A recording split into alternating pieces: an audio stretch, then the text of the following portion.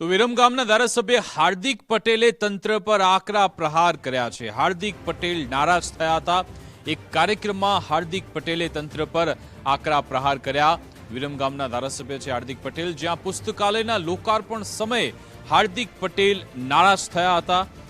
20 લાખના ખર્ચે પુસ્તકાલયના ઉદ્ઘાટન સમયે તે નારાજ થયા। ખુલ્લા તડકામાં જે વ્યવસ્થા કરવામાં આવી તેને લઈ તેમણે અસંતોષ વ્યક્ત કર્યો।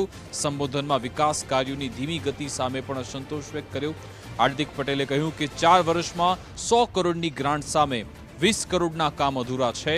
પહેલા જૂના કામ પૂર્ણ કરો, પછી નવી ગ્રાન્ટની માંગ કરો, તેવી વાત પણ હાર્દિક પટેલે કરી હતી।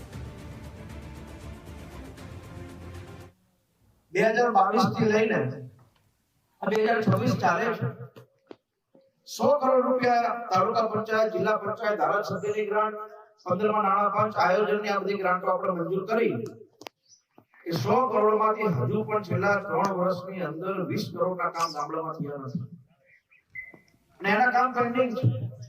આજે સરપંચોને, તલાટીને, વીસીને ગામના આગેવાનોને બોલાય, તમારા ગામમાં મંજૂર થયેલા પૈસા કોઈ ગામમાં 5 લાખ છે, કોઈ ગામમાં 10 લાખ, 15 લાખ મંજૂર થઈને પડ્યા છે। ત્યાં સુધી એ પૈસા આવતા 2 મહિનામાં નહીં વાપરે, રૂપિયાની ગ્રાન્ટ નહીં પડે, બધા અહીંયા બેઠા કહી દઉં છું।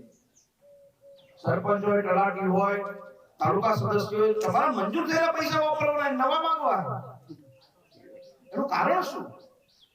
મારી બધાને વિનંતી છે કે સરકાર પૈસા આપે, મારી ગ્રાન્ટ હું વિનંતી કરું, મને મારી ગ્રાન્ટ આપો જલ્દી, મારે તરત પતી જાય, તમે વાપરતા નહીં।